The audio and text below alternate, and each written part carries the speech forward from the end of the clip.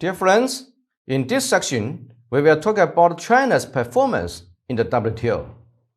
As we all know, that after about 15 years tough negotiations, China has become a member of WTO in 2001. But how about China's performance in the WTO? Is it good or bad? This section will try to make clear about the questions above. The discussion will be based on two documents. One is the white paper, China and the World Trade Organization, which published by the State Council Information Office of China in 2018. The other is WTO's review of China's trade policies provided by WTO, also in 2018. On June 28, 2018, the State Council Information Office of China issued a white paper, China and the World Trade Organization, which systematically revealed China's contribution to global economic growth and trade prosperity. Generally speaking, the white paper tries to answer the questions as below. First, has trade fulfilled its WTO commitments 17 years ago? Second, what contribution has it made to the world trade and the economy? Third, what are the measures to promote opening up? As for these questions, firstly, we can learn from the white paper that China has fulfilled its WTO commitments. For example, by January 2005, in accordance with accession commitments, China had abolished all no-tariff measures such as import quotas, import licenses, and specific bindings, and so on. Especially China had fully fulfilled its pledge to cut taxes on goods, and the overall tariff level had been reduced from 15.3% in 2001 to 9.8% since 2007. For example, before joining the WTO, China's auto industry lagged far behind the developed members in terms of industry, scale, product quality, technical level, R&D capability, cost price, and brand building. After joining the WTO, China strictly fulfilled its accession commitments and slashed the tariffs in the automotive sector. At the end of the transitional period on July 1, 2006, the highest tariff rate for vehicles was reduced from 100% before accession to only 25%. The second is that China firmly supports the multilateral trading system. We can understand this from 5 aspects. First, China taking an in-depth part in the trade policy review. China conscientiously accepts the supervision of WTO's trade policy review mechanism, supported the WTO to increase the transparency of the multilateral trading system. Second, China firmly opposing unilateralism and protectionism. China is unequivocally opposed to unilateralism and protectionism. Unilateralism is not in line with market rules and international rules, and will inevitably harm others.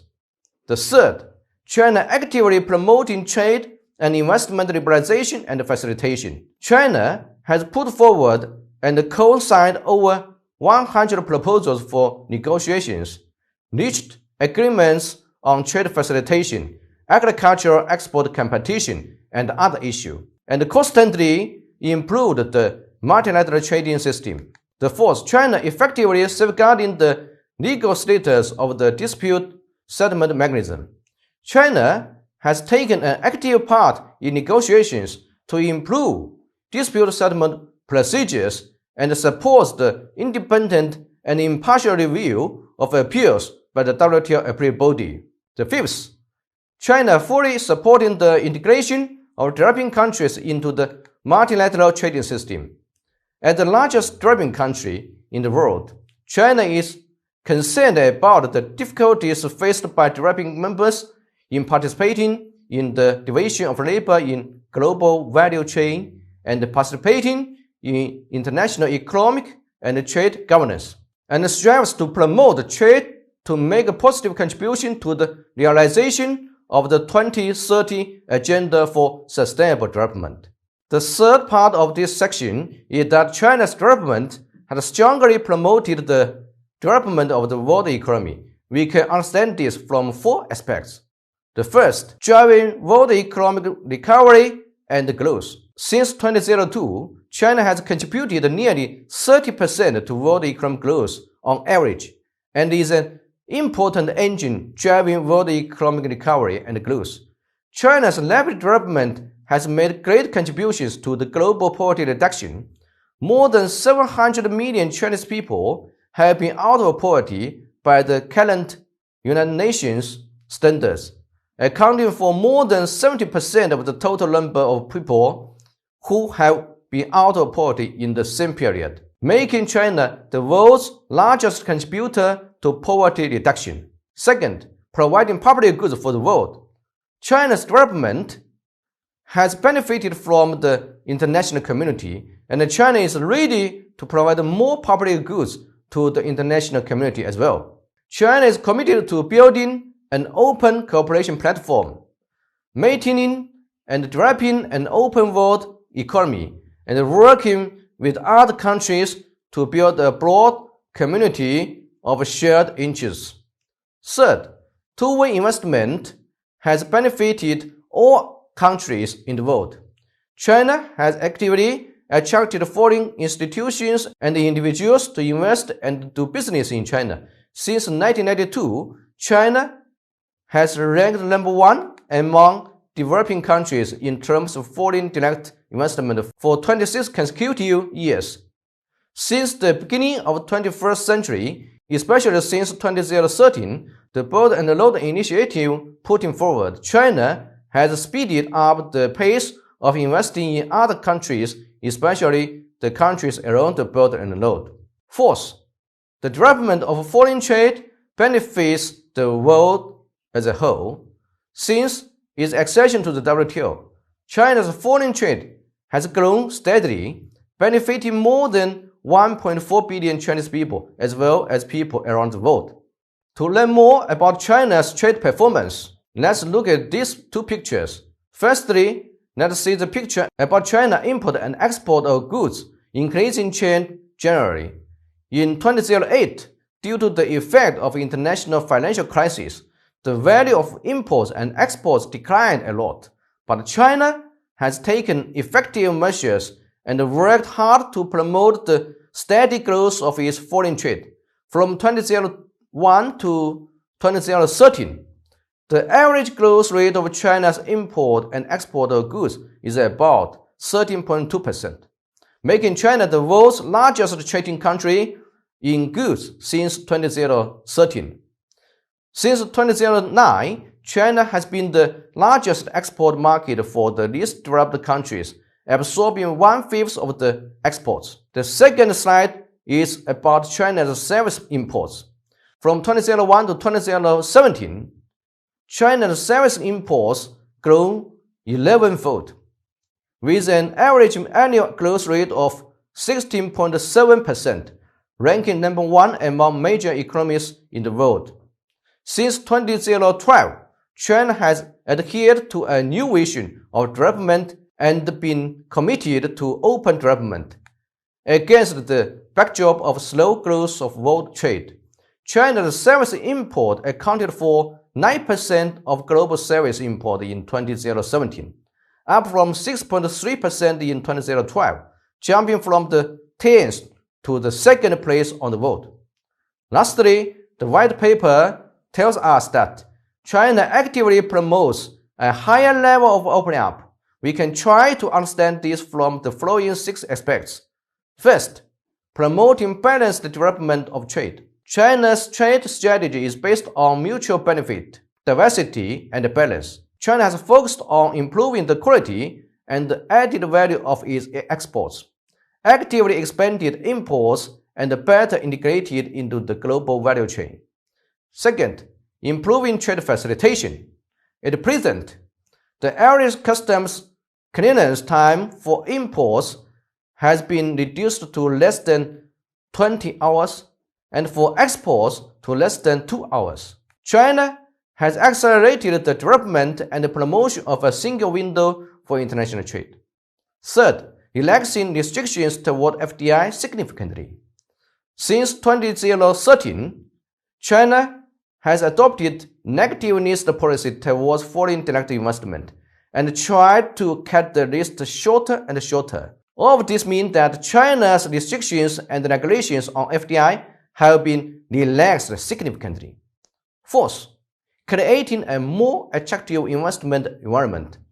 China actively built a relaxed and healthy investment environment and tries to liberalize foreign investment.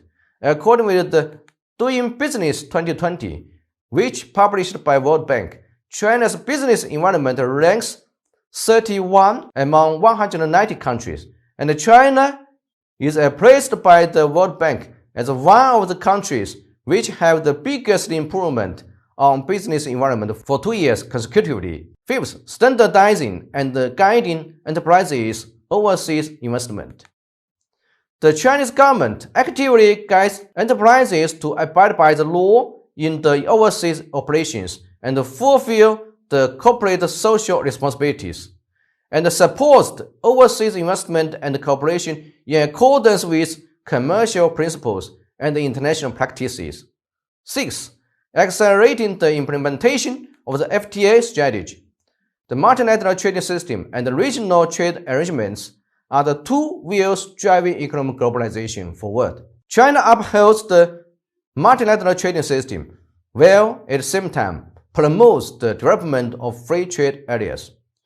By May 2018, China had signed 16 free trade agreements with 24 countries and regions. Now, let's talk about the WTO's review of China's trade policies. At the meeting held on July 11, 2018, WTO members reviewed a document, the Trade Policy Report on China, independently written by the WTO Secretariat. The Trade Policy Report is the WTO's overall assessment of China's trade policies over the past 2 years. Before this report, a total of 42 members submitted about 2,000 written questions to China. These figures set a new record for review, reflecting China's enormous influence in the WTO and on the global trading system. Nearly 70 ambassadors or representatives of WTO members made statements at the review meeting. They generally believed that China has deepened reform and opening up in the past 2 years, actively participated in the tide of economic globalization, and safeguarded the authority and effectiveness of the multilateral trading system. This week, the World Trade Organization began its 7th Trade Policy Review of China. An unprecedented number of over 100 members with more than 2,000 questions. The 7th Trade Policy Review for China has undergone an interaction scale of a historic high in the WTO history. Against the backdrop of rising unilateralism and protectionism, the WTO is facing challenges, but is moving forward with its staunch defender, China. Having economic ties with almost all the WTO members, China's performance in the past 2 years was praised by most members. This is an illustration of China's role as being one of the key trading partners for the vast majority of WTO members.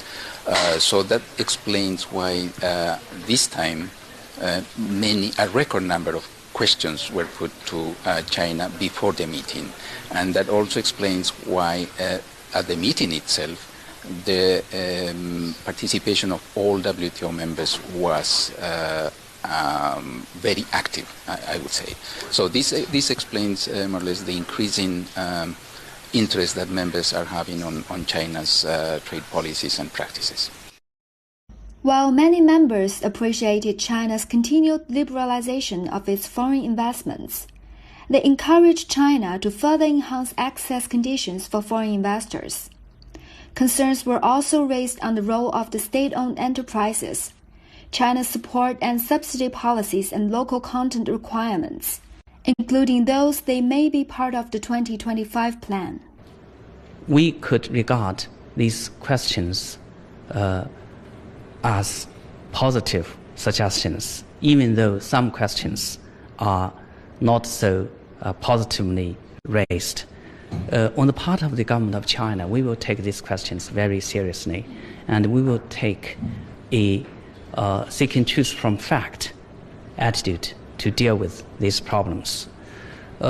For some areas, we have done a good job, but this has not been communicated well to the WTO members. So we need to do a better explanation job.